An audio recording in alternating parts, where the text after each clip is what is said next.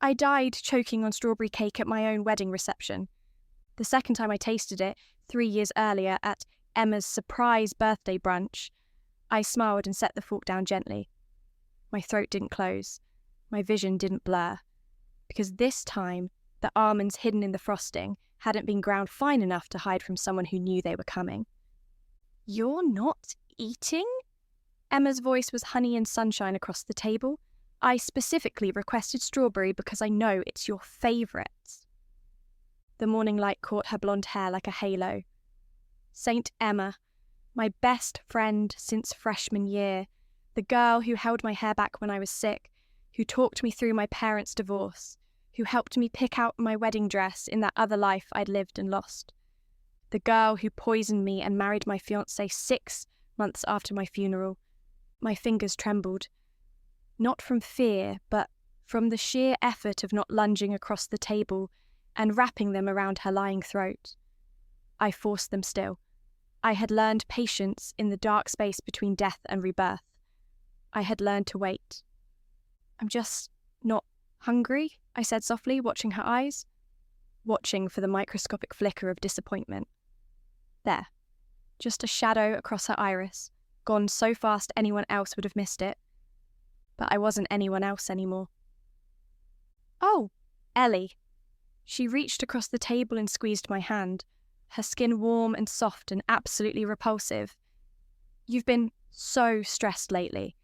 Is it the promotion? Or is it Daniel again?" Daniel. My breath caught despite myself. In my first life, I'd confided everything to Emma.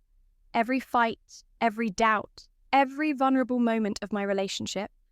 I'd handed her the blueprint to destroying me, and she'd followed it with surgical precision.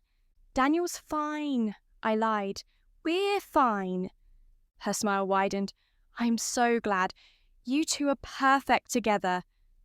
The bitterness in her voice was so faint, so carefully hidden, that the old Eleanor would never have heard it.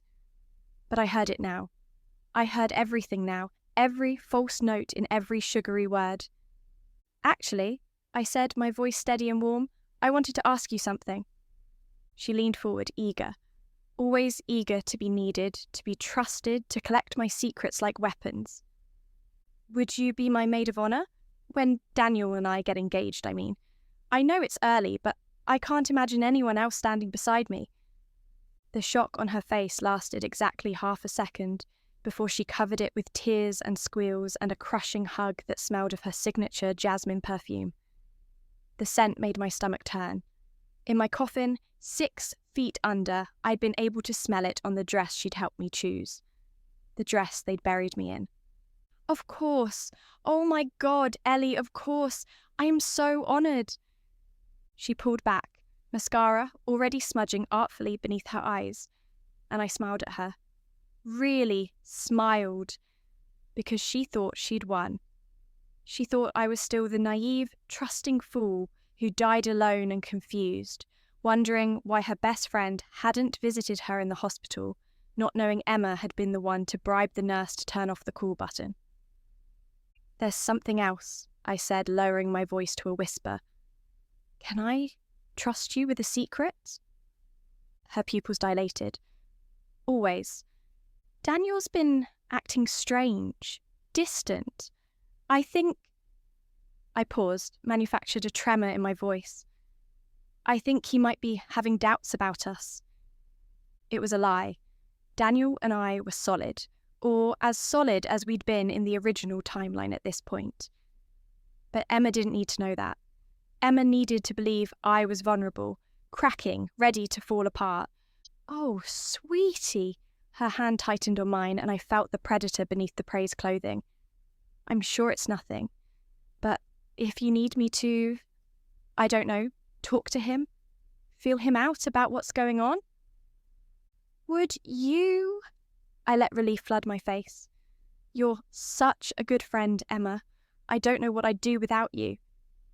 "You'll never have to find out," she promised. The lie sat between us like a third presence at the table, and I wondered if she could taste it the way I could, bitter and metallic, like blood on the tongue. The coffee shop 3 blocks from my office had terrible lighting and worse Wi-Fi, which was exactly why Emma had never suggested meeting there. She preferred places where she could be seen. Trendy bistros with floor-to-ceiling windows, rooftop bars where the sunset painted everything gold, anywhere a casual photographer might catch her looking effortlessly beautiful. So, when I suggested it for our emergency catch-up session 2 days later, I watched confusion flicker across her text response before she agreed. She arrived 15 minutes late, which meant she'd spent those 15 minutes in her car, touching up makeup and rehearsing whatever role she'd decided to play today. Concerned friend, reluctant messenger, innocent bystander to my crumbling relationship. "I am so sorry I'm late." She slid into the booth across from me, slightly breathless, apologetically perfect. Traffic was insane. "It's fine." I'd barely touched my coffee. My hands were wrapped around the cup, absorbing its warmth because the trembling had to look natural. It had to be subtle enough that she'd think I was trying to hide it. So, she ordered a complicated oat milk latte, extra foam, no sugar. The drink she'd order in my first life, right before she told me Daniel had confessed he wasn't sure about our future. The drink she associated with delivering devastating news. "You sounded upset on the phone." I needed to talk." I took a shaky breath. "About Daniel." Her face arranged itself into sympathetic lines. "Oh, honey, what's happened?" "Nothing happened. That's the problem." I set my coffee down, wrapped my arms around myself. "He's been so cold lately, distant, and last night I saw a text on his phone, just a glimpse, but..." "From who?" Too eager. She caught herself, softened her voice. "I mean, what did it say?" "I don't know. He turned the phone away too fast." I met her eyes, let her see the fear I genuinely felt. Not fear of losing Daniel, but fear that my plan might unravel if I played this wrong. "Emma, I'm scared. What if he's seeing someone else?" She reached across the table, covered my hand with hers. Her palm was sweating slightly. "Ellie, listen to me. Daniel loves you. I'm sure there's a perfectly reasonable explanation. But what if there isn't?" I pulled my hand back, ran it through my hair in a gesture of distress I'd practiced in the mirror. What if I'm not enough for him? What if I never was? "Stop that," her voice sharpened. "You're amazing. You're brilliant and beautiful, and any man would be lucky to have you." The words were right. The tone was wrong. There was something brittle underneath, something that rang false like a cracked bow. In my old life, I'd been too consumed by my own anxiety to notice. But now I heard it clearly.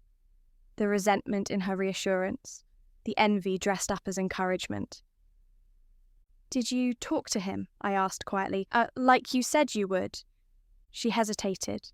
1 second, 2. "I did, actually. Yesterday, at the gym." The gym, of course. In my first life, Emma had accidentally run into Daniel at the gym with increasing frequency in the months before my death. Cute workout clothes, shared protein shakes, casual touches on the shoulder, the arm, the small of the back, building intimacy under the guise of friendship and concern. "And?" My voice cracked. "What did he say?" "He said..." She looked away as if the words hurt her to speak. "He said he's been under a lot of pressure at work, that it has nothing to do with you, but Ellie, I got the sense he wasn't telling me everything." There it was, the poison, carefully measured. Not enough to kill immediately, but enough to fester, to make me doubt, to make me cling tighter while Daniel pulled away from my desperation. "What does that mean?" I whispered. "I don't know. Maybe I'm reading too much into it." She bit her lip, a gesture of reluctance so practiced it should have won awards. "But when I mentioned you, when I said how worried you were, he seemed, I don't know, frustrated. like you were being too needy or something. The old Eleanor had heard these exact words and spiraled, had become clingy and paranoid, pushing Daniel away with her constant need for reassurance, had made herself so exhausting to love that when Emma swept in, calm and understanding and never asking for anything, Daniel had fallen into her arms like a man finding water in the desert. This, Eleanor just stared at her coffee and said nothing. "I'm sorry," Emma's voice went soft. "Maybe I shouldn't have said anything." "No!" I looked up, forced steel into my spine. I needed to hear it. I need to be better, less needy, more like... I trailed off deliberately and watched her lean in. "More like what?" "More like you," I finished. "You're so confident, so independent. Men love that, don't they? The ones who don't need them." Her smile was a knife hidden in silk. "Oh, Ellie, you don't need to be like anyone else. You just need to be yourself." "But what if myself isn't enough?" The question hung between us, and I saw satisfaction bloom in her eyes like rot in fruit. She thought she was winning.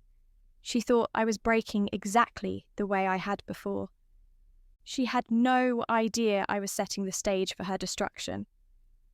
3 weeks passed. 3 weeks of playing the insecure girlfriend, the anxious friend, the woman slowly coming apart at the seams. I accidentally texted Emma late at night with my fears. I called her crying after small arguments with Daniel.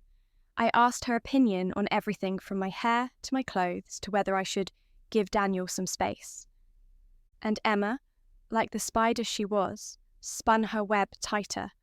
She started suggesting girls' nights on evenings she knew Daniel and I had plans. She'd show up at our apartment just to check on me when Daniel was working late. She began telling me stories, casual, offhand stories, about couples she knew who'd broken up, marriages that had failed, women who'd been blindsided by men they thought they knew. Every story was a seed. Every seed was meant to grow into doubt. But I had something Emma didn't.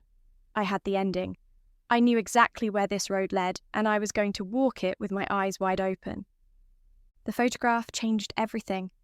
It appeared on my desk at work on a Tuesday afternoon, tucked into a manila envelope with no return address. Just a single 4x6 glossy print, slightly grainy, clearly taken from a distance with a telephoto lens. Daniel and Emma, at a restaurant I didn't recognise. His hand covering hers across the table, both of them laughing. My heart stuttered, not because I believed it. I knew this photo was coming because I'd received it in my first life too, but because seeing it again, holding physical evidence of Emma's manipulation, made everything visceral and real in a way memory couldn't.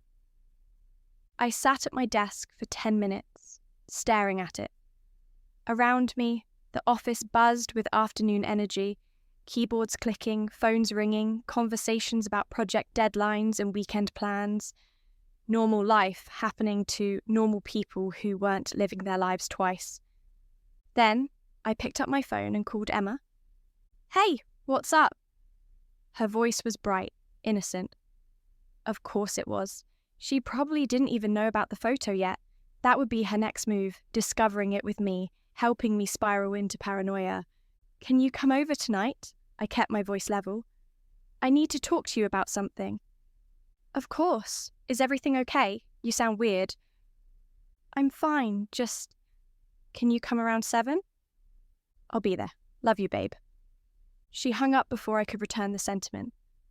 I stared at the phone, then back at the photograph. In my first life, I'd confronted Daniel immediately, had waved this photo in his face, demanded explanations, accused him of betrayal. He'd been confused, then angry, then hurt. Because the photo, I later learned, had been taken out of context. A chance meeting at a restaurant, a conversation about surprising me for my birthday. Nothing more than friendship captured at a misleading angle. But by the time the truth came out, the damage was done. Daniel had grown tired of my accusations. Emma had been there to comfort him. to tell him I was being unreasonable, to suggest, gently, that maybe I wasn't stable enough for marriage, and the poison in my system, the slow-acting poison Emma had been feeding me in small doses for months, disguised as vitamins and supplements she swore would help my anxiety, had done the rest. This time, I wasn't confronting Daniel. This time, I was giving Emma exactly what she wanted. Emma arrived at 7:03 p.m. with a bottle of wine and a concerned expression. She dressed down, jeans and a soft sweater, minimal makeup, the outfit she wore when she wanted to seem approachable and non-threatening, the outfit of a friend who just wants to help. "Okay, you're scaring me." She set the wine on my kitchen counter and turned to face me. "What's going on?" I handed her the photograph without a word. She took it, studied it, and I watched her face cycle through surprise, confusion, and then carefully calibrated shock. "Ellie, where did you get this?" "It was on my desk at work. No note, nothing." I wrapped my arms around myself, made my voice small. "That's Daniel, and that's you." "Oh my God." She looked between me and the photo, her mouth opening and closing. "Ellie, this isn't. I can explain. Can you?" I let tears well up. Genuine tears born from rage and grief for the girl I'd been, the girl who trusted her. Because it looks pretty clear to me. "No, listen." She grabbed my arms, forced me to look at her. "This was 3 weeks ago. I ran into Daniel at Morrison's, that seafood place downtown. He flagged me down, asked me to sit with him because he was waiting for a takeout order. We talked for maybe 15 minutes, tops. It was nothing, Ellie. I swear to God, it was nothing."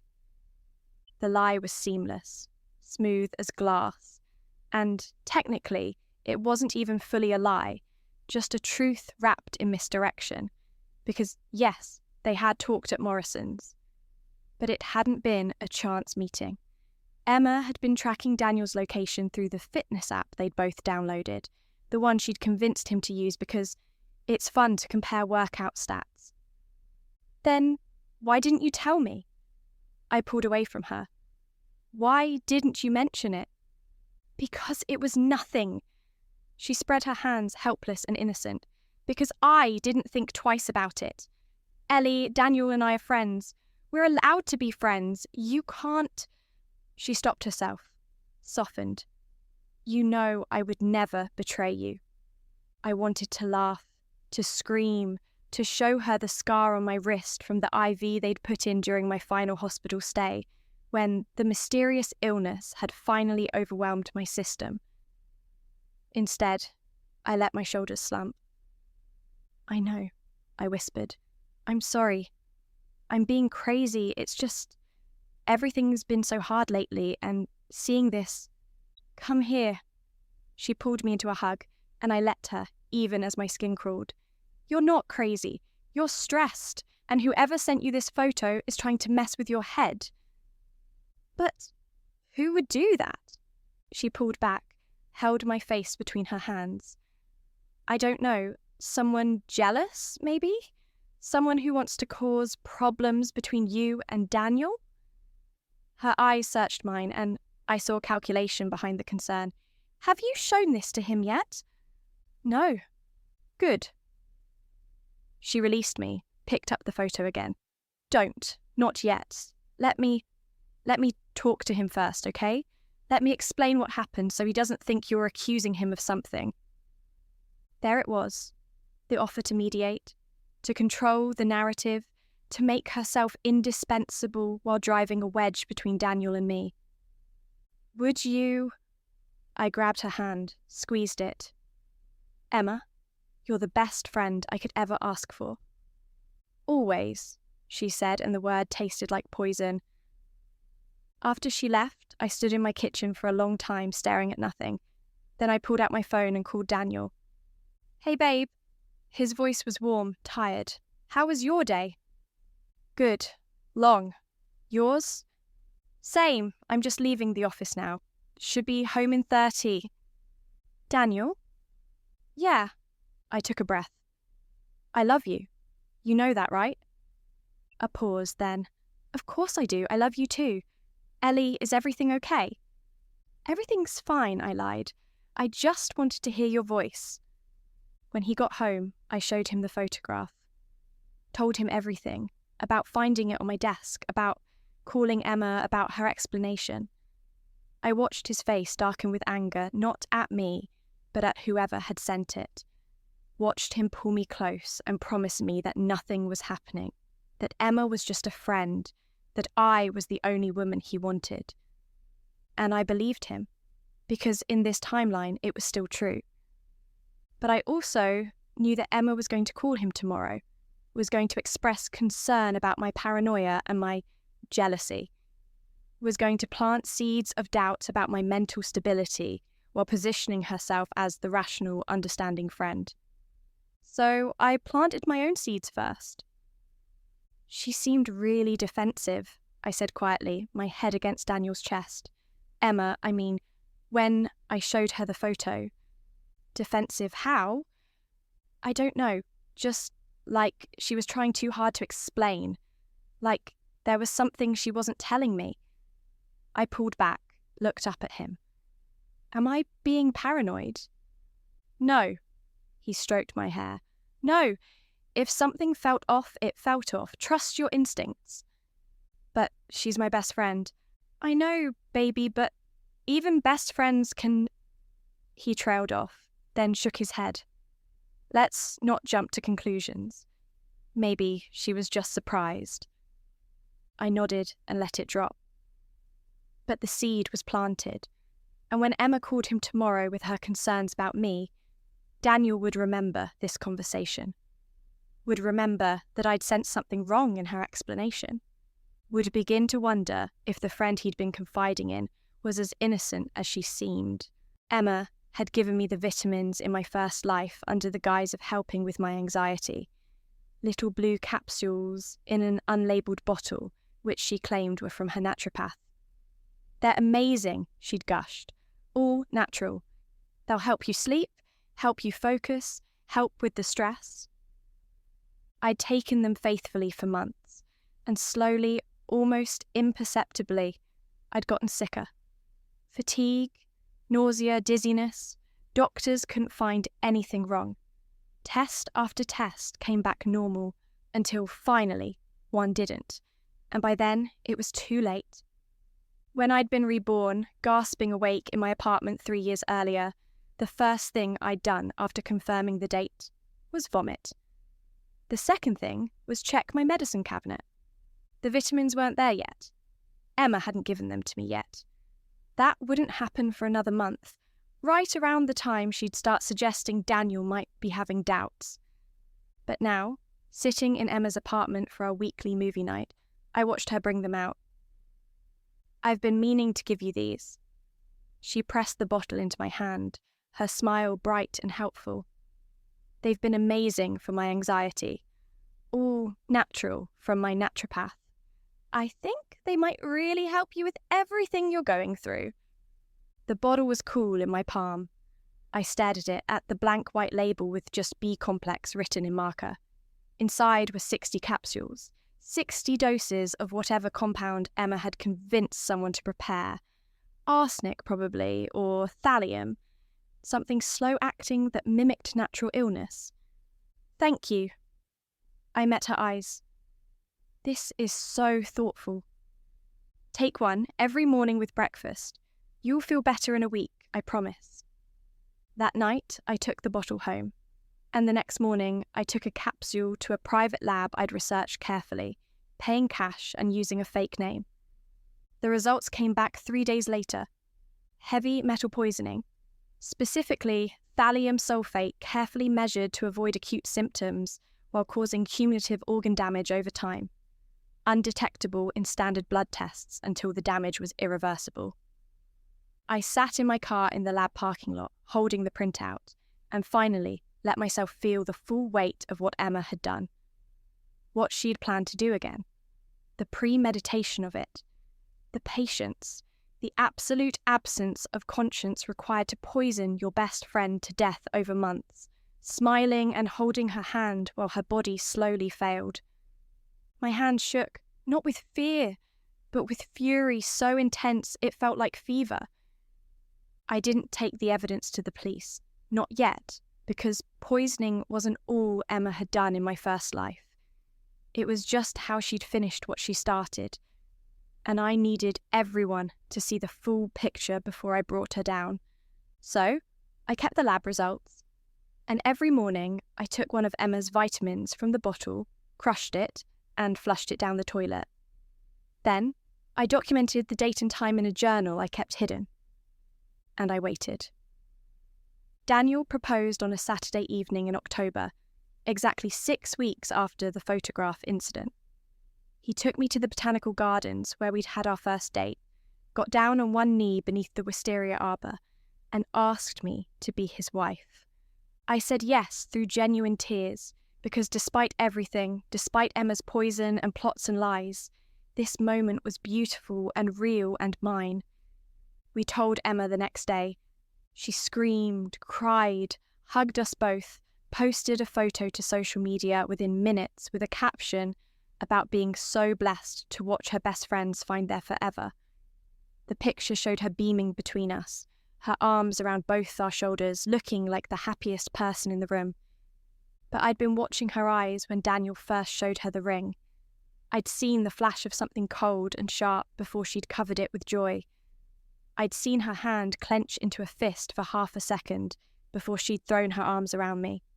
"I'm so happy for you," she whispered in my ear, her voice thick with emotion. "You deserve this, Ellie. You deserve everything." The week after the engagement, Emma asked to take me to lunch. "Maid of honour duties start now," she joked. "We need to talk venues and themes and all the important stuff." We met at a trendy cafe with exposed brick and hanging plants. Emma ordered us mimosas, even though it was Tuesday afternoon. "We're celebrating," she insisted. "So?" She pulled out her phone, opened a notes app. "I've been thinking about your wedding. I have so many ideas." "Actually," I interrupted gently, "I wanted to ask you something first." She looked up, curious and eager. "How are you? Really? I feel like we've been so focused on my stuff lately. My drama with Daniel, the engagement, and I haven't checked in on you." Her face did something complicated. Surprise, calculation, then softness. "Oh, Ellie, I'm fine. You don't need to worry about me." "But I do worry." I reached across the table, took her hand. "You do so much for everyone else. You're always there when I need you. But who's there for you?" Her eyes actually glistened. "You are. You're here for me." "Good, because I need you to be honest with me about something." I squeezed her hand. "Do you like anyone right now? Are you seeing anyone?" "What? No. Why?" "Because you're amazing, Emma. You're beautiful and kind, and any man would be lucky to have you. And I worry that you're so busy taking care of me that you're not taking care of yourself." She pulled her hand back, picked up her mimosa. "I'm not interested in dating right now. I'm focused on my career and on being there for you." "You could date someone I know," I suggested, as if the idea had just occurred to me. "What about Ryan, Daniel's groomsman? He's single, successful, great sense of humour." "Ellie," her voice had an edge, "I'm not interested in being set up." "Okay, sorry." I backed off, let the moment breathe. Then, "I just want you to be happy. You spend so much time making sure I'm okay. I want to make sure you're okay too." Her expression softened again. "I am okay, really. Watching you and Daniel together, seeing you this happy, that makes me happy." The lie sat between us like a living thing. I smiled and changed the subject to wedding flowers and watched her relax back into her role. But I'd planted the seed I needed. The idea that I was paying attention to her loneliness, that I was concerned about her romantic life, that I wanted to help her find love. When the trap finally closed, she wouldn't see it coming. 2 months into wedding planning, Emma started making mistakes. Small ones at first. She double-booked our cake tasting appointment, forcing us to reschedule. She forgot to call the florist I'd specifically asked her to contact. She showed me venue options that were wildly out of our budget, then seemed confused when I pointed it out. "I'm so sorry," she'd say each time. "I've just been so scattered lately. Work has been insane." But I knew what was really happening. The original timeline was catching up with her.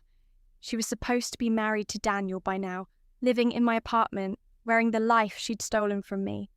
Instead, she was stuck watching me try on wedding dresses and discussing honeymoon destinations. The cognitive dissonance was eating at her. The first real crack appeared at my bridal shower. Emma had insisted on planning it, of course. "It's maid of honour privilege," she'd said. She'd chosen upscale wine bar, invited 40 women, organised games and decorations, and an elaborate gift table. Everything was perfect. Too perfect. The kind of perfect that felt like performance rather than celebration. I played along, laughing at the games, cooing over the gifts, making all the right noises. But I was watching Emma, watching the strain at the corners of her smile, watching the way she kept refilling her wine glass, watching the moment 3 hours in, when she disappeared to the bathroom for 15 minutes. When she came back, her eyes were red. "Allergies," she said when someone asked. But I knew better. After the guests left and we were cleaning up, Emma sat down heavily on a velvet couch and stared at the pile of wrapped gifts. "You're really doing this," she said quietly. "Doing what?" "Getting married to Daniel." I sat beside her, arranged my face into confusion. "Of course I am. Emma, what's wrong?" "Nothing. She laughed, but it sounded broken. "Do you ever wonder if you're making a mistake?" The question hung in the air like smoke. I let it sit there for a moment, let her think I was considering it. "No," I said finally. "I've never been more sure of anything." She turned to look at me, and I saw something raw in her expression, something hungry and desperate. "But how do you know? How do you know he's the one, that he won't change, that he won't wake up one day and realise he wants someone different?" "I don't know," I said honestly, "but I trust him, and I trust what we have. Trust." She said the word like it was foreign. "That's a lot to ask for." "It's what love is, Emma. Trust and faith and choosing each other every day." She looked away. What if someone else could make him happier? My heart was pounding, but I kept my voice level. Then he would have chosen them. But he chose me. He keeps choosing me. "Right." She stood abruptly. "Of course, I'm tired. Too much wine. Forget I said anything." But I wouldn't forget. And neither would she. That night, Emma sent Daniel a text. I know because Daniel showed it to me the next morning, his face troubled. The message read, "We need to talk about Eleanor. I'm worried about her. Can we meet for coffee?" "Should I go?" he asked me. "Yes," I said, "absolutely. If Emma's worried about something, I want to know what it is." He met her that afternoon, and when he came home, his face was dark with anger. "What did she say?" I asked. "She said..." He stopped, ran his hand through his hair. "She said you've been acting strange, that you're having severe mood swings, that she thinks you might be having a breakdown from wedding stress, and that maybe we should postpone." I let my face fall, let hurt and confusion show through. "A breakdown? Daniel, I've been fine, haven't I?" "You've been perfect." He pulled me close. "Ellie, I don't know what's going on with Emma, but something's not right. She's never acted like this before. It was like she was trying to convince me you were unstable." "Why would she do that?" "I don't know, but I'm going to find out." I buried my face in his chest and smiled where he couldn't see. The trap was closing. Emma was panicking, moving too fast, showing her hand too soon, and Daniel was finally starting to see the snake beneath the skin. The breaking point came 3 weeks before the wedding. Emma called me at midnight, sobbing, "Ellie, I need you, please. Can you come over?" I drove to her apartment, my heart steady despite the late hour and her tears, because I knew this call was coming. In my first life, it had come at this exact time, 3 weeks before my wedding that never happened. Emma's emergency, Emma's crisis, Emma's brilliant final play. She opened the door in pajamas, her face blotchy and wet. I didn't know who else to call. What happened? I stepped inside, let her collapse into my arms. It's my mum. They found a mass. It's cancer, Ellie, it's cancer, and I'm so scared. In my first life, I'd believed this completely. Had put my entire life on hold to support Emma through her mother's cancer battle.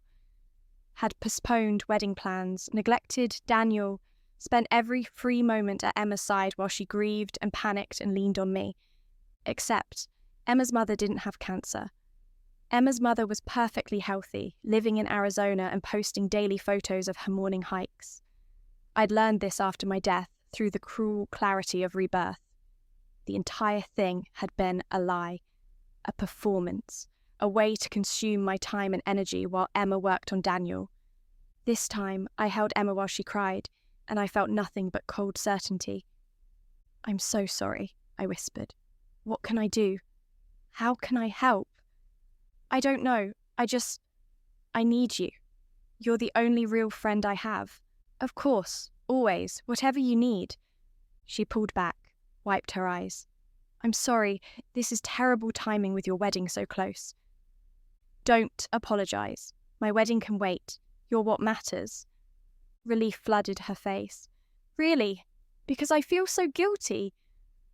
"Emma." I gripped her shoulders, looked into her lying eyes. "You're my best friend. My wedding means nothing if you're not there to stand beside me. We'll figure this out together." She hugged me again, and I felt her smile against my shoulder. The next morning, I did something Emma didn't expect. I called her mother. "Mrs. Patterson? This is Eleanor, Emma's friend." "Oh, Eleanor, how lovely to hear from you. How are the wedding plans coming?" "They're wonderful, thank you. I was actually calling about Emma. I wanted to check in on how you're doing." A pause. "How I'm doing?" "With your diagnosis. Emma told me last night. I'm so sorry you're going through this." The silence that followed was heavy and confused. "My diagnosis? Eleanor, I'm not sure what you mean." "The cancer," I said gently. "Emma said they found a mass." "Cancer? Eleanor, I don't have cancer. I'm perfectly healthy. I just got back from a hiking trip. Where did Emma tell you?" "My mistake," I said quickly. "I must have misunderstood. I'm so sorry to have worried you. Please don't mention this to Emma. I don't want her to feel bad about my confusion." After I hung up, I sat with the phone in my hand, feeling the weight of confirmation. Emma had played this card again. The same lie, the same manipulation. She was so confident in her own cleverness that she couldn't even imagine changing her script. But this time, I had proof. A witness. A mother who would remember this strange phone call when everything finally came to light. I spent the next week playing the devoted friend, cancelling dress fittings to sit with Emma, moving wedding appointments to accommodate her treatment schedule, pulling back from Daniel to be available for her late-night calls and sudden crises. And I watched Daniel notice. Watched him grow frustrated and confused. Watched him start to wonder why Emma's emergency had to consume quite so much of my time and attention. "I barely see you anymore," he said one evening when I cancelled our dinner plans for the 3rd time that week. "Ellie, I understand Emma's going through something, but we're getting married in 2 weeks. Don't we matter?" "Of course we matter," I let exhaustion show on my face. "I am just trying to be there for her." But her mother lives in Arizona. Why isn't she there? Why is it all on you? She can't afford to take time off work right now, and I'm her best friend. She needs me. Daniel's jaw tightened. Something doesn't feel right about this. What do you mean? I mean, Emma's been acting strange for months. First the photo, then trying to convince me you were unstable. Now this convenient crisis right before our wedding. Ellie, have you actually spoken to her mother? Confirmed any of this? I had been waiting for this question, hoping for it. Daniel, that's a horrible thing to suggest. Emma wouldn't lie about something like this. Wouldn't she? He looked at me intently. You're the one who said something felt off about her explanation with the photo. You noticed it before I did. I let silence fill the space between us. Let him see me thinking, doubting, reluctant to believe. Maybe you should call Mrs. Patterson, he said quietly, just to check in, to see if there's anything we can do to help. I already did, I admitted, a week ago. His eyes widened. And? She said she didn't have cancer, that she was perfectly healthy. The words dropped like stones into still water. Daniel stared at me, processing. And you didn't tell me. I thought I'd misunderstood, that maybe Emma was protecting her mother's privacy by being vague with me, that maybe I'd jumped to conclusions. I wrapped my arms around myself. But now I don't know what to think. Daniel pulled out his phone. I'm calling her, right now. Daniel, wait! But he was already dialing Emma's number. She answered on the second ring, her voice thick with tears. Daniel, is everything okay? Is your mother sick, Emma? A pause. What? Does your mother have cancer? A simple yes or no. Why are you asking me this? Did Eleanor... Answer the question.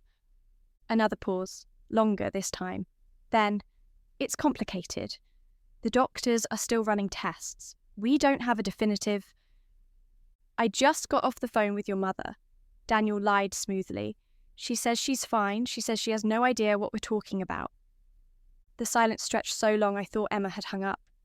Then her voice came back different now, colder. You called my mother.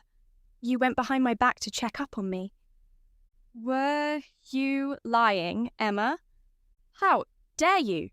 I've been nothing but supportive of you and Eleanor, and this is how you... Were you lying? I don't have to explain myself to you. Her voice was shaking now, with rage or panic or both. You know what? Maybe Eleanor was right to be paranoid. Maybe you are the kind of man who... Daniel hung up. His hands were trembling. She's been lying, this whole time, about all of it. I let tears fall, real ones, born from 3 years of carrying this weight alone. I didn't want to believe it. I kept telling myself there had to be an explanation, that Emma wouldn't... She's my best friend, Daniel. How could she do this? He pulled me close, and I felt the moment shift. Felt the last threads of Emma's web finally break. We need to end this friendship. Now. Before the wedding. But she's supposed to be my maid of honor. Then we'll find someone else. Ellie, I don't trust her anymore, and I don't think you should either. That night, Emma sent 47 text messages, called 16 times. Each message more frantic than the last, cycling through denial, anger, and desperate justification. I read every one and responded to none.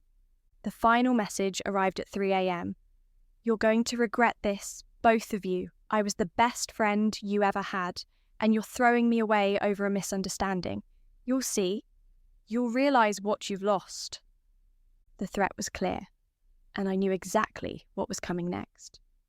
Because in my first life, when Emma realised she couldn't manipulate me anymore, couldn't destroy my relationship from the inside, she'd gone to her backup plan. The vitamins, the poison, The slow death disguised as mysterious illness. But this time, I had the lab results. This time, I had her mother's testimony. This time, I had Daniel's trust and awareness. And this time, I had one more card to play. I picked up my phone and typed a single message to Emma. I know about the vitamins, I know what you tried to do, and soon everyone else will too. 3 dots appeared. Disappeared. Appeared again. Then stopped.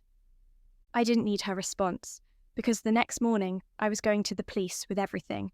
The lab results, the bottle, the journal documenting every vitamin I'd been given, the phone records from her mother, Daniel's testimony about her lies. I was going to watch Emma's carefully constructed life collapse the same way she'd watched mine end. And as I finally fell asleep, I felt something I hadn't felt since the moment I'd died choking on poisoned wedding cake. Peace. Because justice, I'd learned, tastes sweeter the second time around.